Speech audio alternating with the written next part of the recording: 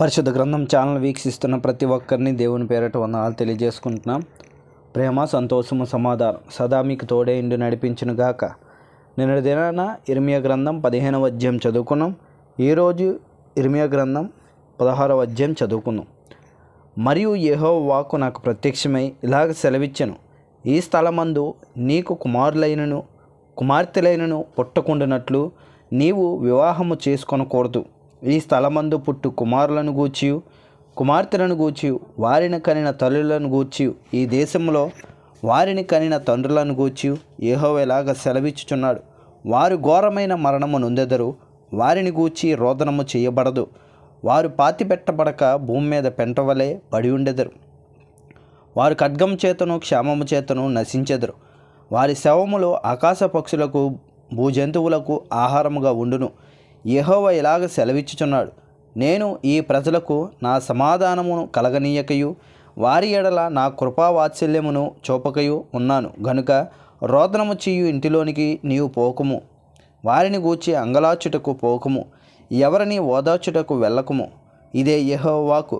గనులేమి అల్పులేమి ఈ దేశమందున్నవారు చనిపోయి పాతిపెట్టబడరు. వారి నిమిత్తము ఎవరును అంగలార్చుకుందురు, ఎవరును తమ్మును తాము కోసుకొనుకుందురు. వారి నిమిత్తము ఎవరును తమ్మును తాము బోడి చేసుకొనుకుందురు. చచ్చిన వారిని గూర్చి జనులను ఓదార్చుటకు అంగలార్పు ఆహారం ఎవరును పంచిపెట్టరు. ఒకరి తండ్రి అయినను తల్లి అయినను చనిపోయినని ఎవరును వారిని ఓదార్పు పాత్రను త్రాగనీయకుందురు. వారి యొద్ద కూర్చుండి అన్నపానములు పుచ్చుకొనుటకు నీవు విందుశాలలో ప్రవేశింపకూడదు. సైన్యములకు అధిపతి అగు ఇశ్రాయేలు దేవుడైన యెహోవా ఇలాగ సెలవిచ్చుచున్నాడు, నీ కనుల ఎదుటనే మీ దినములలోనే సంతోషధ్వనిని ఆనందధ్వనిని పెండ్లి కుమారుని స్వరమును పెండ్లి కుమార్తె స్వరమును ఈ చోట వినబడకుండా మాన్పించెదను.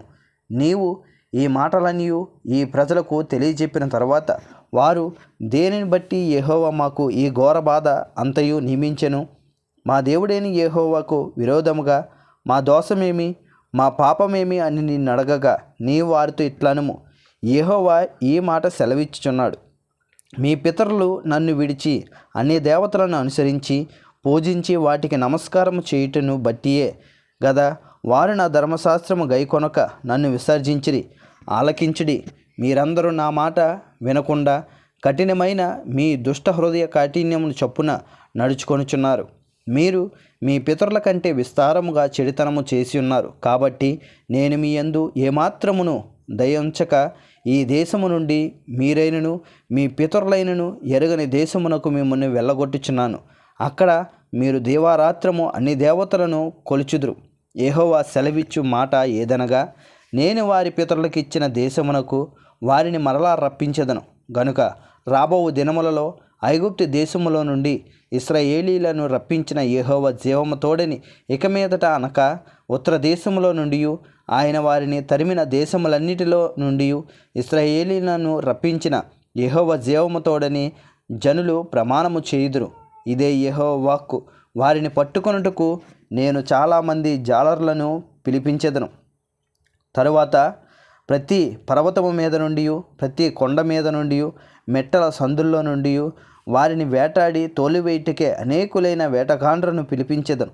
ఏలయనగా వారు పోయిన త్రోవలన్నిటి మీద దృష్టి ఉంచితిని, ఏదియు నా కనులకు మరుగు కాలేదు.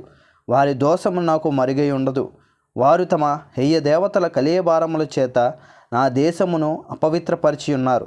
తమ హెయ్య క్రియలతో నా స్వాస్థ్యమును నింపియున్నారు. గనుక నేను మొదట వారి దోషమును బట్టి వారి పాపమును బట్టి రెండంతలుగా వారికి ప్రతీకారము చేసేదను.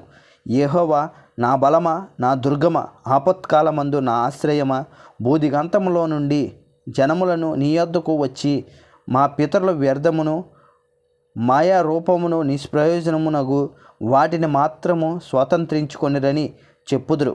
నరులు తమ దేవతలకు కల్పించుకొందురా, అయినను అవి దైవములు కావు. కాబట్టి నా నామము యెహోవా అని వారు తెలుసుకొనినట్లు నేను ఈసారి వారికి అనుభవము కలగజేతును. నా బలమును నా శౌర్యమును ఎంతటివో వారికి తెలియజేతును. ఇంతటితో ఇర్మియా గ్రంథం 16వ అధ్యాయం పూర్తయింది. రేపటి దినాన ఇర్మియా గ్రంథం 17వ అధ్యాయం చదువుకుందాం. ప్రేమ, సంతోషము, సమాధానం సదా మీకు తోడేండి నడిపించును గాక. ఆమెన్.